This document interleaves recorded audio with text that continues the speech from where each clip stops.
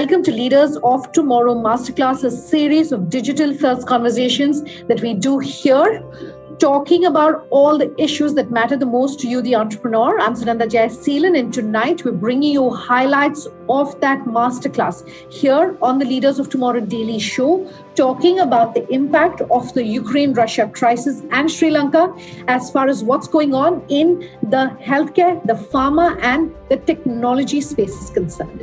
Let me quickly welcome our guests.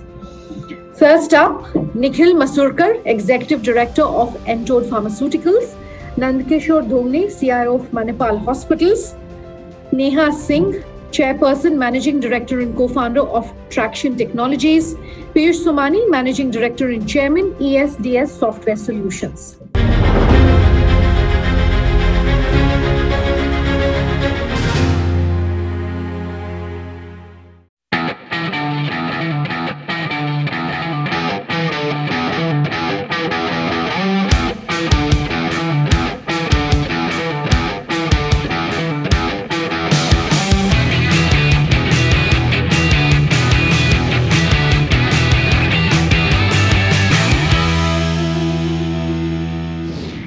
I want to welcome the four of you and thank you once again for taking the time to join us live and exclusive to really talk about all the issues that matter most to our entrepreneurs, and who better than the four of you to talk about pharma, healthcare, technology, and the overlap really between all of these industries and sectors. So let me kick this off perhaps by coming to you first, Neha. Very briefly, if you could talk about the business, your company, your business, and also perhaps the kind of exposure that you have as far as some of these international and global headwinds are concerned. Thanks so much, Ananda. Glad to be here. To give you a background, I'm Neha Singh, co-founder of Traction Technology. Traction is a private market intelligence platform. We work with VCs, PE, Fortune 500 corporates across 50 different countries. For helping them information on startups, private companies, and emerging technology sectors. Okay? And so one of the things so coming to your question about what has been the impact, if I could give a brief on the technology sector, one of the things that I see will happen as a result of it. So earlier, investors, especially in the private markets, used to believe that, for instance, Twitter for India would be a global Twitter. Or any fintech payments platform for India might be a global, like a Google Pay. I think that might change going forward because right now you have seen that you also have to consider the geopolitical risk in building this core infrastructure. So I think that will be at the back of the mind of a lot of private market investors when they're looking at companies. Sure. So let's continue talking about the tech space. Piyush, let me come to you. And if you can talk about really your company and also about perhaps some of the headwinds that we've been seeing. Yeah, so ESDS is a cloud and data center service provider. We provide managed cloud and data center services to our customers. And we were the first one to bring machine learning technology in India in cloud. We started offering cloud in India from 2010. And all our data centers are here in India. The cloud technology that we have is multi-patented, US, UK patent that we have got. And we have like 450 banking customers, 200 plus BSE, NSE listed companies as our customers, and 200 plus government organizations are using our cloud services. And a warm welcome to you to this panel. Let me come to you, Nikhil. What can you tell us about the business that Entod is in? Yeah, thanks, Sunanda. So I run Entod Pharmaceuticals, which is a global specialty pharmaceutical company specializing in ophthalmic, ENT, and dermatology medicines. And we've been around for over 45 years. We export to over 55 countries worldwide, including some of the war-affected countries like Ukraine and also kind of Russia as well. It'll be interesting to see how this space in our industry will change after the conflict in Ukraine. Absolutely, and I'm hoping to decode some of that over the course of today's conversation. Nandkishore, Manipal Hospitals needs no introduction, of course, but just very briefly, if we can set the stage for our audience about perhaps the exposure that you're seeing, if any, as far as what's happening across the world. Well, Manipal is the second largest healthcare chain in India, and so primarily we are focused on India. And we have total 27 hospitals spread across 14 cities and roughly around 7,500 beds, a pool of around 4,000 doctors, 11,000 employees, and we are treating almost 4.5 million patients in a year. Coming to this particular Russia and Ukraine conflict, well, our business is primarily focused in India.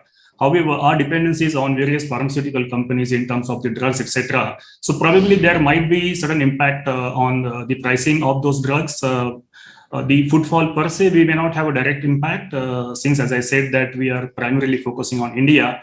But the pharmaceutical sector and the other associated costs, the inflations, they might have some direct, indirect impact on our business as well. Okay. So with that being the stage really being set on that note, let's talk then specifics as far as what's happening across the world. And I want to ask a big picture question open to all four of you. We're coming off the back of the worst of the pandemic, hopefully 2 years of possibly the worst that any of us have seen. And for businesses, the uncertainty seems to continue with first the Ukraine-Russia crisis. Now you have Sri Lanka. Tomorrow, God forbid, it could be something else. As a business, is it possible to completely de-risk? And if yes, how should one be doing it? Maybe any personal examples that you'll have that you could share with us. Piyush, maybe to you first. Can you kick this off and really talk about what your own strategy is at your company and your advice for someone who's logged in today? So definitely, as a company, you need to be more dependent on the business that is coming in India. We've seen people have started their operations. So people have acquired companies in Poland and Ukraine as well as in Moldova. But is that going to work in the long run? You really don't know. Now there is a huge risk flag that has been actually flagged by their auditors. So they need to actually think on the strategy now. Sri Lanka never had backbone of dollar income, like the way Indian agriculture, like FPOs and then Indian ITS companies. Majority of our dollar earnings is happening from our ITS companies today. So today, if country like Sri Lanka is suffering big time because they don't have ITS income. So government is now thinking, we have communicated our thoughts with the government, and they are now thinking that, okay, to increase the dollar income of the country, we need to incentivize those who are bringing dollars in the country. Anyone else here on the panel with personal examples of what strategy you perhaps are using at your business that you can give our audience? So I can perhaps add on to this. So for instance, in our case, we have 70% of our revenue which is outside India, which includes from US as well as Europe. And I think for technology businesses like us, there are probably two key learnings that we had through this experience. One is a concentration of any particular country in terms of a market, that you have to diversify a bit, and you have to think about your concentration of countries when you're thinking about your revenue outside India and how that looks like. And secondly is your sourcing or your teams. To give you an example, Eastern Europe for a lot of tech companies used to be a very big outsourcing hub because they obviously have very good technology talent. Not so much for Indian companies, but if you look at a lot of US companies, for instance, their large technology teams actually reside in Eastern Europe. I think that also, companies might have to, think twice of having, their core technology offices, in other countries outside their own. I think these are probably two learnings that is there, through this experience for technology businesses like ours. Sure. How about the pharma space, Nikhil? Yeah, I think companies need to be quite versatile, to deal with situations like pandemic and wars. And I think there's too much of dependence on certain suppliers from certain countries, and that's what kind of leads to the problem. So I think we need to diversify our supply chain, and too much dependency from a country like China or the US is also not healthy for a country like India. So obviously, the Make in India campaign, the strategies have kind of helped so that now a lot of raw materials for pharmaceuticals are beginning to come out of India itself. So that will kind of make us kind of self-reliant in a way. Okay, fair enough. We've got our first question coming in to us from our audience member, Nikhil Gandhi. It's directed to Piyush. He says, Piyush is speaking about government incentives. Is it possible for government to incentivize small businesses for each and everything, especially something like what's happening as far as the external crisis is concerned? That's his question. Piyush? So the MSME ministry is working on a draft.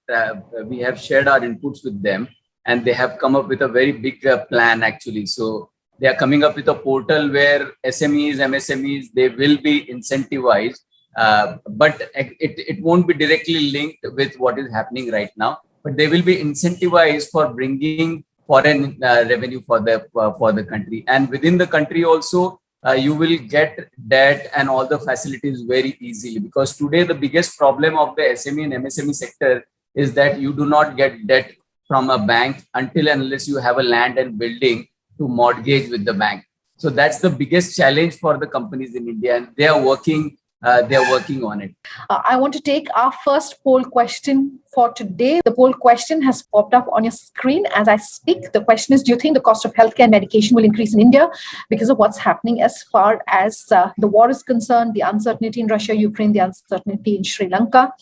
We'd love to hear from you, and that's something that we will debate here as well on the Leaders of Tomorrow Masterclass. I'm going to take a quick break on that note. We're back in just a moment.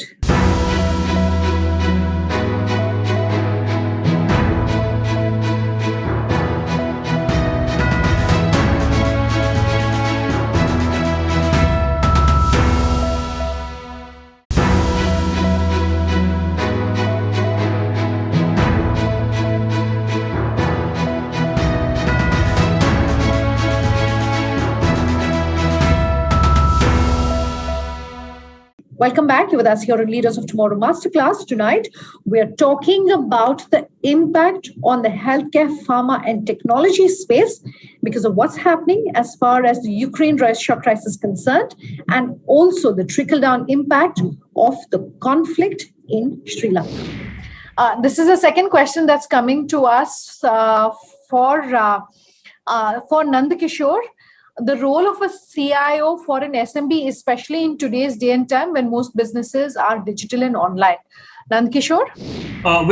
The IT, in fact, plays an important role for any business, whether it is a small scale business or a large business or whatever. It doesn't matter what is the size of the business. Technology plays a role.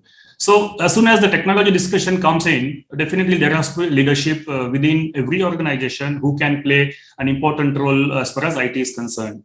Because today IT is not a separate sort of division or an independent function in itself. It is part of the business. So therefore, CIO's role is anyways important for any business for that matter. And considering the current digital push and technology implementation, adoption, and using technology not only for additional revenue, but also for expanding your business faster, reaching out to the customers, the efficiency gains, the productivity gains. So IT anyways plays an important role in any organization, and therefore the role of CIO is anyways important for any organization. Okay, this next question coming to us saying, Nikhil was just talking about being Atmanirbhar. What lessons has industry learned about being Atmanirbhar or self-sufficient from the pandemic, especially where supply chains are concerned? Nikhil? Yeah, when you talk about Atmanirbhar Bharat, one of the benefits of that is that you can keep the costs under control. Obviously, there will be fluctuations because of fuel, petrol costs going up and down. But generally, if it's within your own country, you will be able to control things, and that will also not affect the supply chains. So I think one of the things that the pandemic has taught us is that sourcing raw materials in-house or within the country makes a huge difference. Today, all the products that, for example, we have, just to be a personal example, that have not been affected by any supply chain disruptions are the ones where all the raw materials are procured from India itself. The ones that we get from China or from the US, Europe are the ones which are generally affected. So I think this plays a very huge part in terms of dealing with situations and also reducing the disruption. This is the results of the poll that we had just posed to our audience. Do you think the cost of healthcare and medication will increase in India? 65% have said yes. 35% of all of you who've logged in have said no. This next question is coming to us from Sameer Patil from TCS. And Neha, you were talking about how a lot of US companies are looking at nearshore destinations like Poland, etc. So his question is more in line with that. What are the opportunities for Indian companies to enter markets which are being exited by US and EU companies? What would you like to say, Neha? So Indian IT company, I think have done very brilliantly globally. If you look at it, the TCS or Infosys, they continue to grow year after year. Even in the case of pandemic, they had increased business. So two things. One is the advantages that they are going to have is probably two things. One is obviously Indian IT companies. You saw even in the news recently, they have set up, they also have offices across various countries. So they are a good alternative for any US company who's looking at partnering with vendors. That is one. I think the second thing, which is also happening because of this whole war situation, as well as also triggered by COVID, is more spend on digital. You talk about digital transformation, which is happening across large corporates. So there's more spend which is happening. So I think that is also going to benefit the Indian IT sector a lot. Can I just come in here? Sure. Yeah, go ahead, Nandkishore. In fact, I was going to come to you.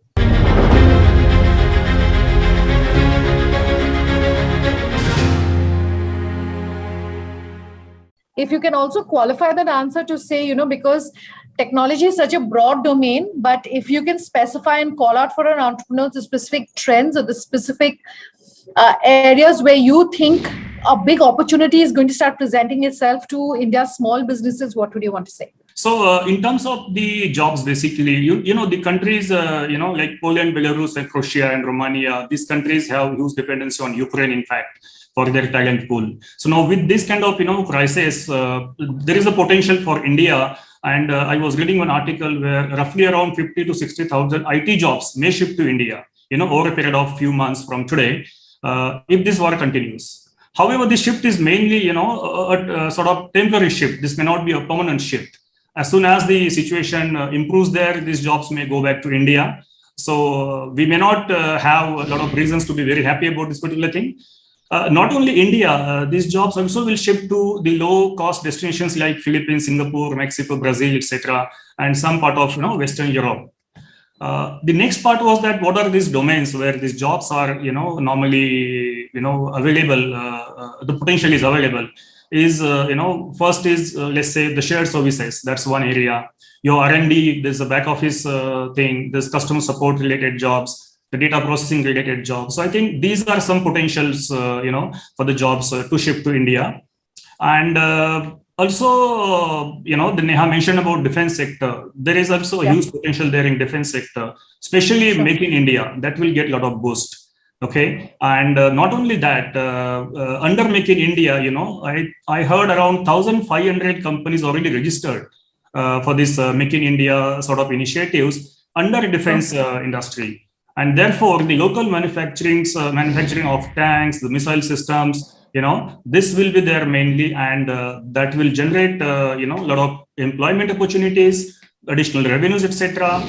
Okay, so those things will definitely be there. But the negative side of this is that there are contracts with Russia because of this, conflict, and also the sanctions which are coming from US and also other European countries.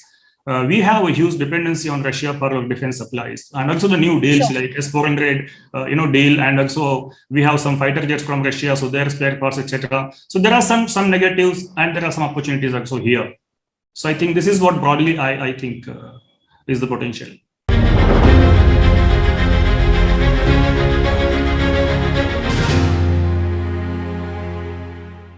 Out of time on part 1 of this Leaders of Tomorrow Masterclass. Part 2 is coming up.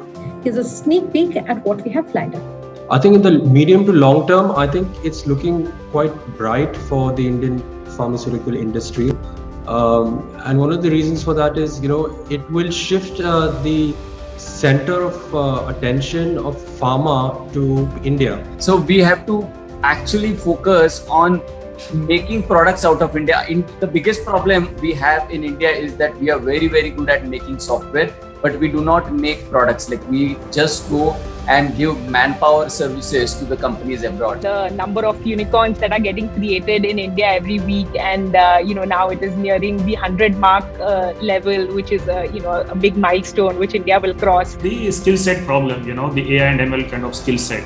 Yes, definitely there is a skill set issue, and in fact, in the last 2 years, since this pandemic started, there is a sudden rise in demand of IT skill set.